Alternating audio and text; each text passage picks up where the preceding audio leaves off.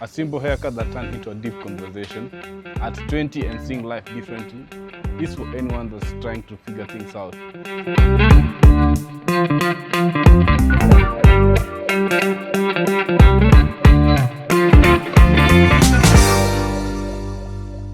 I've seen your Instagram page. Yeah, what do you think? It's good. Yeah. Why did you start creating content? Why did I start creating content? Yeah. I think that answer changes a lot. I think there's a lot of there's some content I really like to watch online, and I was really struggling to find out how to get started with it. Like, there was not much content like it in Kenya, and just me looking for those clips online, trying to find them, especially by even East Africans or Kenyans, was a bit hard. Then I think the idea just came in my head to be like, if I'm struggling to find it, why not just be the one who does it? Had conversations with people who've told me like, this is stuff they don't get to hear every day. Like, they wish there was somewhere they could just come back and listen to old conversations we've had. That's pretty much what prompted me to like, you know what, why not just give it a try? Yeah.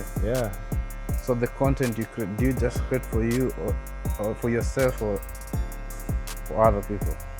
I think it's a bit of both. I'm really big on documenting your journey, documenting your youth.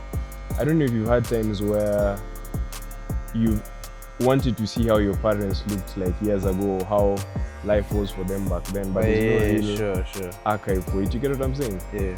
So that was my reason for doing it for myself. Like, I wanted to have something to look back at and just say, this is what I was doing back then, I also feel like it's for others as well. There are many people who've come up and told me like they really look forward to seeing my videos, people who feel like they've learned a lot from my videos. That's solid. I didn't even realize it would impact people like that, but there's people to show for it. Yeah, man. Yeah. Good stuff. Congrats. Thanks, man. So how do you do it? Like, for you to be that disciplined. Yeah. For you, so many people struggle with consistency. How do you stay disciplined? Yeah. I feel like discipline is, can I say, a muscle. You really have to train it. It doesn't just come up. Normally, I think I really wanted I've talked about it a lot, but the camera I have right now was my dream camera for some time now. And I remember just praying and saying, hey, God, if you help me get this camera, I'm going to use it every single day.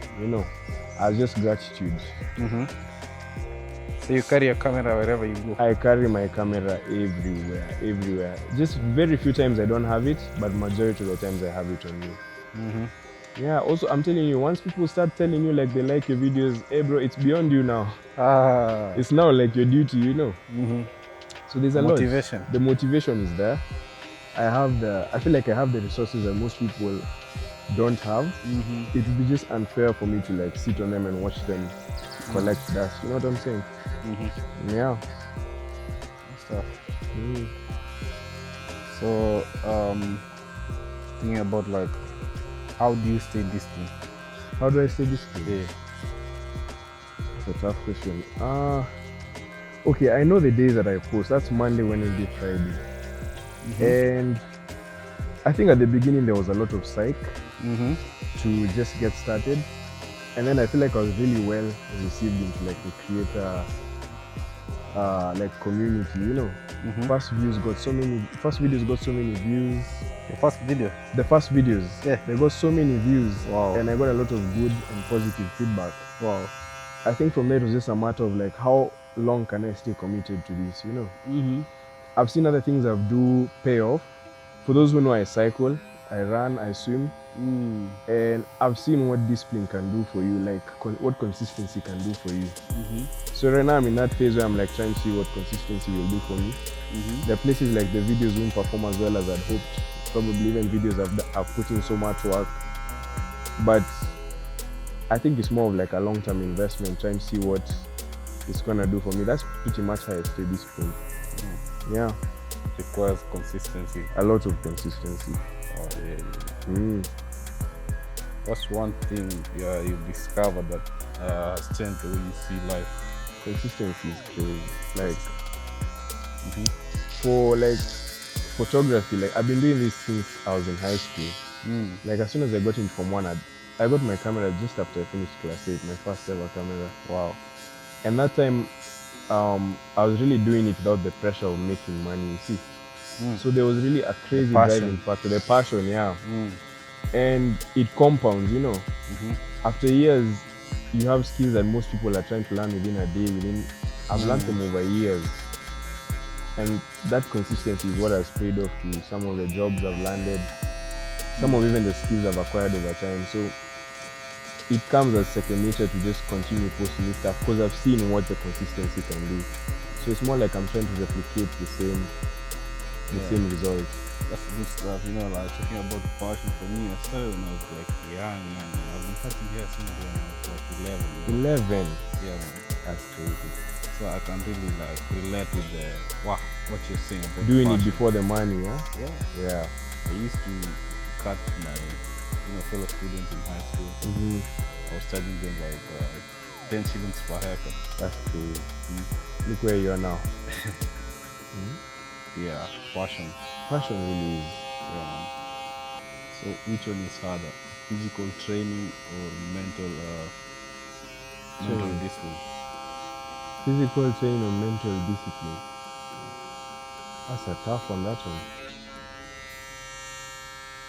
I'm gonna have to sit on that one. Hey. Physical training is tough, don't get me wrong. I think mental training is hard because like I really can't explain it. It's actually, in terms of hard, I feel like both of them are hard in their own ways. It's like comparing like apples to oranges, you know. You can't really put them in the same field. Really? Or what do you think? I think they are related. They're related? Yeah. What would you say? Which one is harder? 50-50. 50-50. I'm telling you, it's a hard one, that one. Eh? It's not a funny one. I say 50-50. 50-50. I feel like each has its own. It's easy for someone to say probably physical. Some others it's easier for them to say mental. But if you've tasted both, it's a tough one, that one. So would you rather overthink or underthink? I'd rather overthink. You said overthink or? Underthink. Yeah, I'd rather overthink because I feel like it prepares you for. You'd rather be wrong after overthinking than be wrong because of underthinking. You know, it's just like, for the worst example, it's like a relationship. You'd rather think like something is wrong and find out it's not, than think things are good and then find out they're not. You know what I'm saying? I think exams go the same way. You'd rather over-anticipate the exam being terribly hard than think it's gonna be easy. You know what I'm saying? So you're saying like you'd rather think a lot or Yes. think enough? There we go. I'd rather overthink than think enough. Than underthink. Okay. Yeah. This thing, It's a tough one. It's a tough one, that one. Yeah. On days when you feel like you don't wanna like go out and do something. Yeah. Days you're feeling low, what do you tell yourself? The biggest thing I used to tell myself a lot when feeling discouraged was when I was in high school, I felt so limited that I couldn't do some of the projects I wanted because majority of the year I was in school. I was at home for like less than a third of the year, and the rest I was in school. And I used to really say, when I finish school, I'm gonna do this. When I finish school, I'm gonna do this. When I finish, I kept saying that, writing things down on a notebook and saying, when I finish, I'm gonna do this. So there are times I feel lazy and let's say I don't want to work or I don't want to create, I don't want to go ride my bike or run. And I'm like, what would high school Marvin think about this? Would it be fair for me to disappoint high school me because high school me can't do anything about it? Do you think that's really fair? Nah. You look at people who have more than enough excuses to not do whatever I'm doing, but they're still doing it. Yeah. You know, I've guys, like for me, I'm so lucky to have started on like a carbon bike. Most people start on like aluminium bikes, even heavier bikes like Black Mambas. These guys are still out there. Don't you think those guys have enough excuses to not come? They do. right? Yeah. You with almost everything, you're trying to like come up with excuses. But then again, I do feel like there's times where you need to take a break, times where it can get a bit overwhelming, and you really actually need to take a back seat. Oh yeah. Yeah. So what's something that people ignore but it's really important? Something that? People ignore but it's really important. Something that people ignore that's really important. I think your parents. If for those who stay with their parents or still have both their parents or even just one of your parents, one thing I usually keep saying is, man, just respect those guys, you know. Some of their advice might come out or come off as backward. Like the things my dad and mom can tell me and I'm like, what? This isn't like 1980 what, you know what I'm saying? Oh yeah. But then you find out some of the things they say is like with your best interest at heart. As much as they could have been passed by the times, half the time they're right, you know. You know how many times I've been made fun of because of going home early because I'm like, my dad is gonna beef or something like that. You need to remember, man, this guy is housing you, feeding you, doing this and that. Yeah. I think I can sacrifice a bit of respect I can sacrifice a bit of like late nights with my friends to just respect what my parents are saying, you know. These guys have provided selflessly for you all this time with nothing, like asking for nothing in return. Yeah. I think that's one thing I can say I really think people ignore. And it's generally our parents. We only have them for a limited amount of time. It's their first time being parents. It's also their first time living life. Yeah. So I think we just need to give our parents in general a break. There are times they can be asked, but I think we should give them a break from time to time, you know. Yeah. What motivates you in life? What motivates me? Yeah. It is a lot.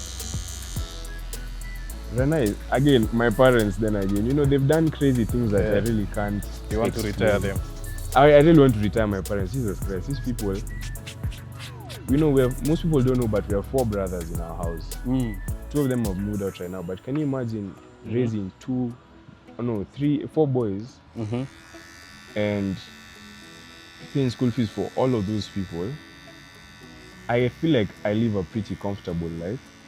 Like I think the meaning of comfortability has gotten lost. Like we don't go to Mombasa and Dubai every holiday, but we never really have to worry about like food or power, you know, Wi-Fi, stuff like that. That's a comfortable life. People have lost the definition of what comfortable is. I'm able to go to school. I'm never sent out of class because of school fees. You know, I feel like that's a comfortable life. You're grateful with what you have. I'm really grateful with what I have. That's nice.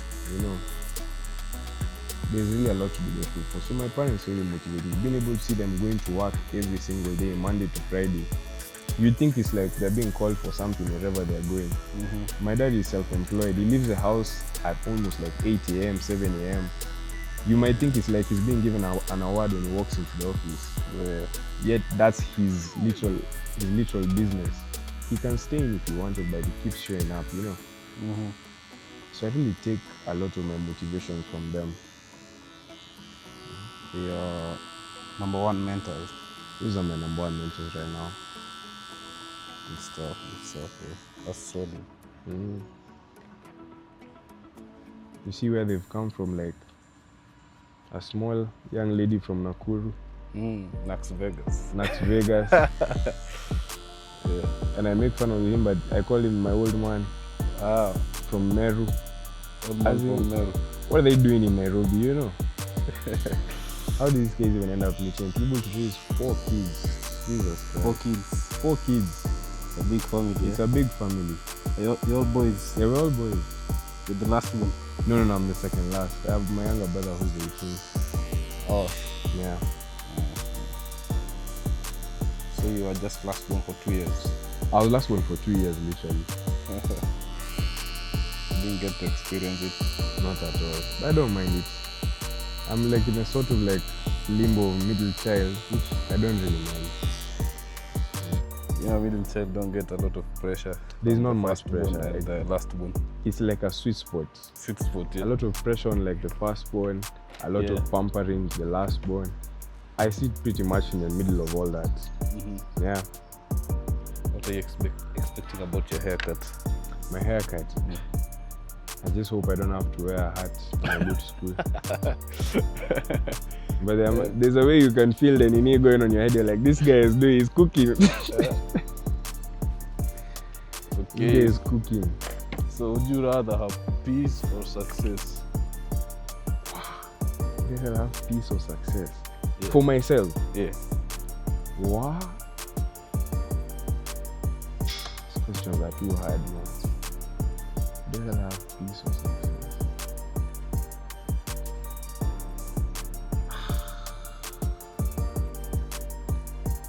You know, let me go with the safe answer of peace.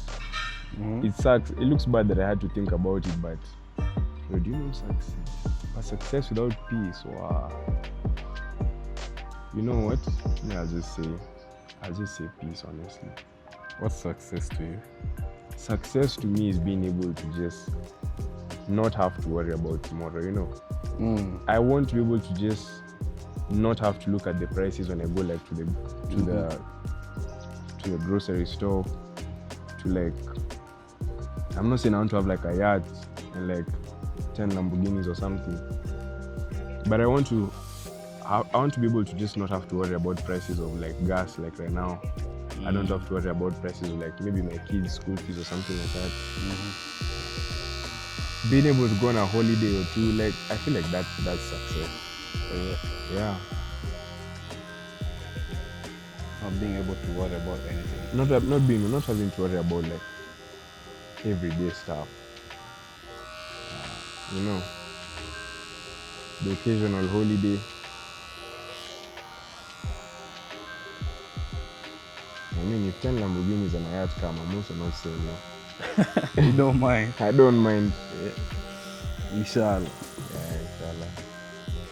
So would you rather stay disciplined or motivated? Discipline. That one I've answered that question before. Yeah. Motivation runs out. You can't rely on motivation as like your fuel. I've made the reference to it like you see, like when you're playing like what, like a racing game, there's a boost, that nitrous. When you press that boost, it pushes you ahead of the rest, but runs out a few meters like ahead, you know. Discipline is what really carries you. That's now like your fuel tank, your proper fuel tank. You know, because there are days you'll have to go outside when there's no motivation. But yeah, discipline is really what carries you. I sound like an old man.